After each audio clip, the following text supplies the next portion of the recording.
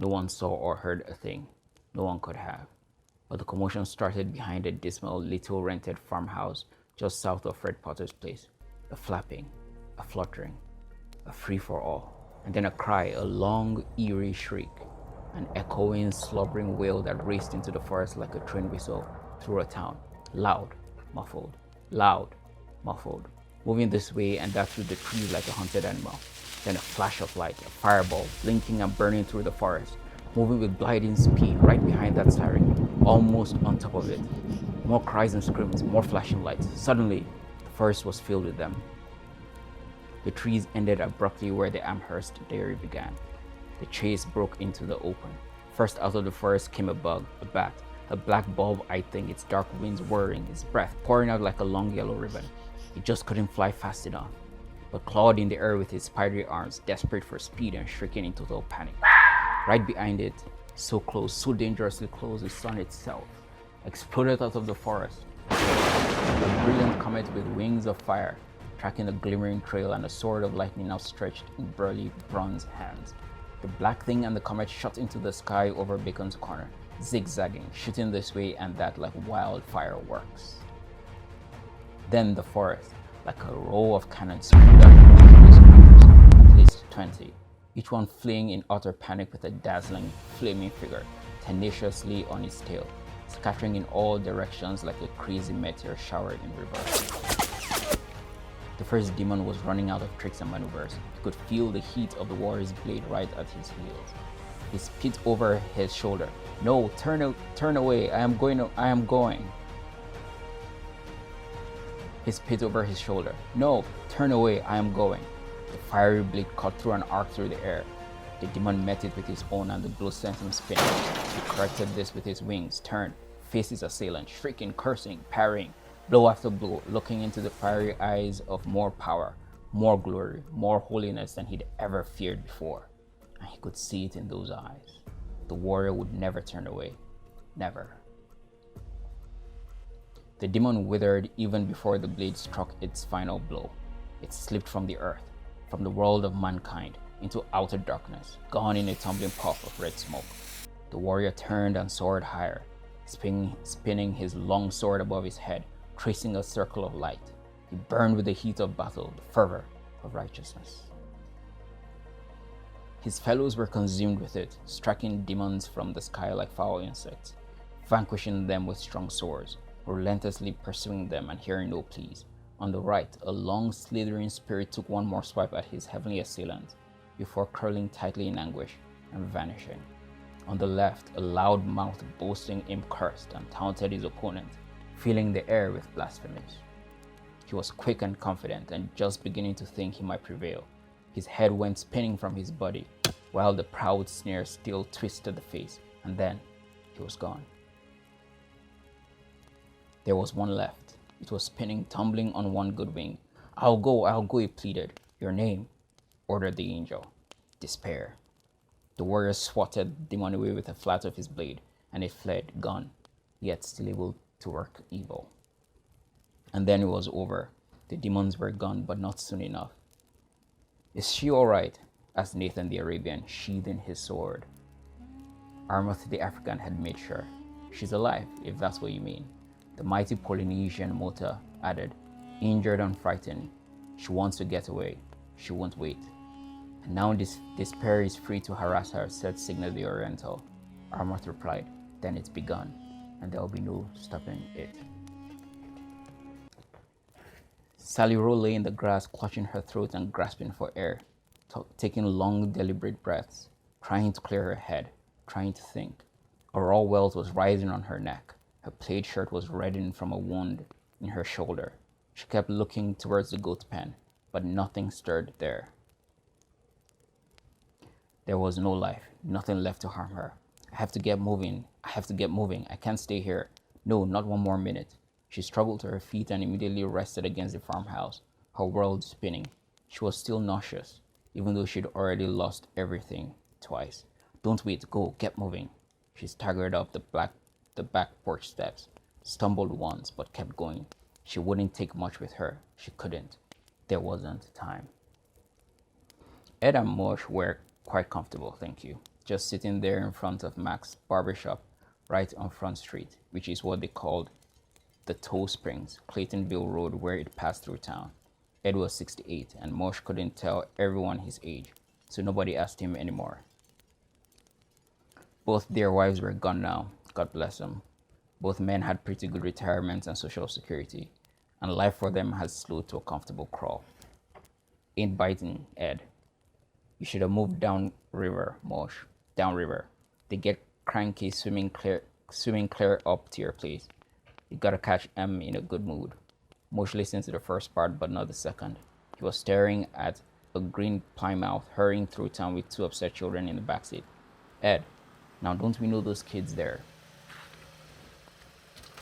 Where? Well, why don't you look where I'm pointing? Ed looked, but all he could see was the back end of the Plymouth and just the tops of two blonde heads in the backseat. Well, he said, shading his eyes. You got me there. Oh, you never look where I tell you. I know who they were. They were that school teacher's kids. That, what's his name? Irene Bledsoe sped along the Toll Springs Claytonville Road, wearing a scowl that added at least a decade to her already crinkled face. She kept her fist tightly around the wheel and her foot on the gas pedal, spurring the green Plymouth onward, whether Ruth and Josiah Harris liked it or not. You two, be quiet, she yelled over her shoulder. Believe me, we're doing this for your own good. Bledsoe's words brought no comfort to Ruth, 6, and Josiah, 9. Ruth kept crying, I want my daddy. Josiah could only sit there silently, numb with shock and disbelief. Bledsoe hit the throttle hard. She just wanted to get out of town before there was any more trouble, any more attention. She was not enjoying this assignment. The things I do for those people. Sally stepped out onto the back porch, still trembling, looking wildly about. She changed her shirt and donned a blue jacket.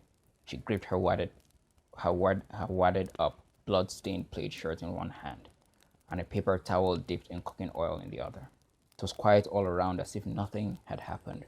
Her old blue pickup was waiting, but there was still one more thing to do. She looked toward the goat pen. Its gate swung wide open and the goats long gone. She took some deep breaths to keep the nausea from coming back. She had to go into that little shed once more. She just had to. It didn't take long. With her heart racing, her hands now empty, and her pockets stuffed, she got out of there and ran for the truck, clambering inside. It cranked and groaned and started up, and with a surge of power and a spring of gavel, it rumbled down the road. It rumbled down the long driveway toward the road. Irene Bledsoe was speeding, but there was no cops around. The speed limits were inappropriate anyway, just really impractical. She was coming to a four-way stop. Another stupid idea clear out here in the middle of nowhere. She eased back on the throttle and figured she could just sneak through. What? Where did? She hit the brakes, the wheels locked, the tires screamed, the car fishtailed. Some idiot in a blue pickup swerved wildly through the intersection trying to avoid her. Little Ruth wasn't belted in. She smacked her head and started screaming.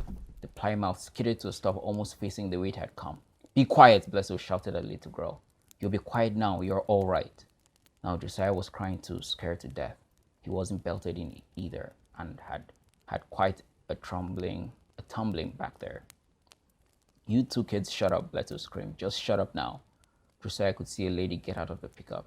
She had red hair and a checkered scarf on her head. She looked like she was about to cry, and she was holding her shoulder. Bledsoe stuck her head out the window and screamed, a string of profanity at her. The lady didn't say a word, but Bledsoe must have scared her. The other driver got back in her car and drove off without saying a word. The idiot, Bledsoe said. Didn't she see me? But you didn't stop, said Josiah. Don't you tell me how to drive, young man? And why isn't your seatbelt fastened?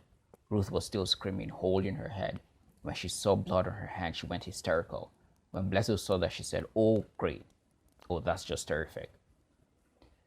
Cecilia Potter, Fred's wife, was glad that one of these fool goats wore a bell.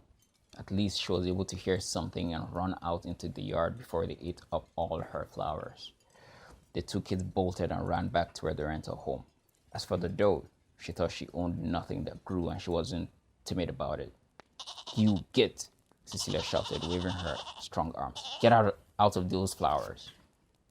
Todo backed off just a little, but then lowered her head, giving Cecilia a good look at her horns. Oh, you're really scary, said Cecilia. She, facetiously, I'll add. She ran right up, climbed an angry fist around the doe's collar, and lifted the doe's front legs off the ground in turning her around. You're going back where you came from, and right now, and don't you think you can scare me? Whap! And you can scare me. Whap! And you lower those horns right now. The doe went with Cecilia, mostly on 4 legs, but on 2 if she even dared to hesitate, and got more than 2 earfuls of sermonizing on the way. I don't know how you got out, but if you think you're going to run rampant around here, you've got another thing coming. Sally's going to hear about this. She knows better. I'm really surprised. She crossed the field between the 2 houses and then saw the goat pen, its gate wide open. Sally, she called. There was no answer. The truck was gone. Maybe Sally wasn't home yet. Well, she was late then. She always came home from work before this. How did that gate get open? She dragged the door alongside her and through the gate. Back where you belong, old girl. No more of this free and easy stuff. Well, who was that in the shed? Sally? The door suddenly free, walked out through the still open gate. Cecilia didn't follow. She was looking at the body of a woman thrown down in the straw like a discarded doll, limp, white. She was dead.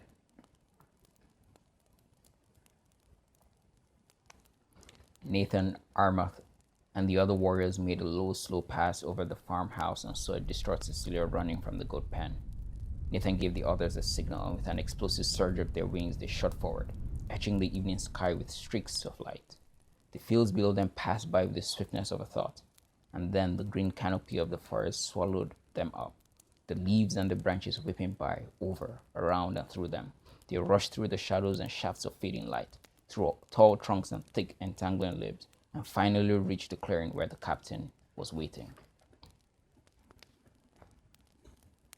With wings snapping full like opening parachutes, they came to a halt and settled to the forest floor with the silence of snowflakes. The moment their feet touched down, the lightning glimmer of their tunics faded to a dull white, the fiery swords cold to copper, and their wings folded and vanished. Tal, the mighty, golden-haired captain of the host, was waiting, his fiery eyes burning with expectation, his face tight with the tension of the moment.